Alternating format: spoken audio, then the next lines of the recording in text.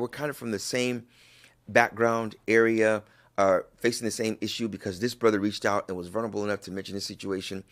And I feel lonely in this. You can't do it alone, guys. You have to have at least a good crew of brothers that you know you can talk to, which leads to the other point is that do not be judgmental.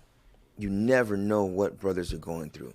Some brothers out there were molested when they were younger by almost the same gender, and they don't know who to talk to because they feel that they're going to be judged. Or they don't know who to talk to because they may judge themselves when they tell the person, like they're weak for telling somebody. Why can't you handle your own situation? There is a point where a man needs to handle his own, but there is a point where he needs to tell other people that he trusts. That's a form of not suppressing that which Allah has allowed you to have shura. وَشَاوِرْهُمْ فِي الْأَمْرِ. Even though this is speaking about more of a communal situation, but there also is a hadith that speak about the man being a person of safety, to where one can reach out to you and you can give them nasiha. The Prophet ﷺ said, ad-deen nasiha, that the religion is giving good advice.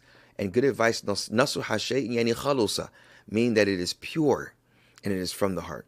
So men, realize that we cannot do it alone. You need someone to talk to just to go back and forth with at least. And it may need therapy, but never turn away from Allah subhanahu wa ta'ala when seeking that help from someone, knowing that it is Allah subhanahu wa ta'ala who facilitates, takes away, and gives subhanahu. Number 23, la hawla wa la quwwata illa billah. That's the 23rd one, that there is no power nor might except with Allah subhanahu wa ta'ala. Even though it's important for a man to be strong, to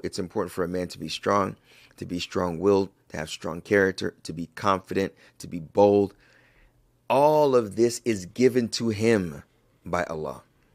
And he recognizes that. And he has to say it at times to remind himself, because he may be arrogant. There may be a moment where he thinks it was because of me. He has to know that there's la hawla, there's no power nor might except with Allah.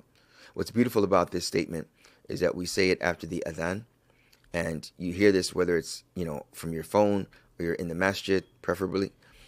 You say that there's no power, that's the strength. There's no la hawla wa la quwwata. There is no power nor might except with Allah. So hawla can also mean transitioning, to tahawwal, to become or to transform from one thing or place to another. That needs a level of strength, and that is given to you by Allah subhanahu wa ta'ala, to recognize that Allah is the giver and the facilitator of what you've been given. This makes you humble. This makes you more reliant upon Him. And if you are a leader of a household or some type of influence in a particular way, that when they see your reliance on Allah, they realize that, subhanallah, I knew this man that seemed so strong and bold and untouchable was vulnerable. And I just think of Umar ibn Khattab at the moment, that when you see someone that his strength is put in the right place, his anger is put in the right place, his boldness is put in the right place, his vulnerability is put in the right place, you only will hire someone that is qualified to do a particular job. When it comes to you as a Muslim, the one that is qualified for me to pour myself out to Him and to be vulnerable to Him and to call unto Him and to rely on Him in all circumstances is Allah subhanahu wa ta'ala. There is no power nor might except with Allah. So when I know that the power and might is from Him, I know He is the repository of all these good things, and He is the giver of all of these things. And my responsibility is to use it in the right way. And the more I rely on Him, it will give me the guidance to use these faculties in the right way.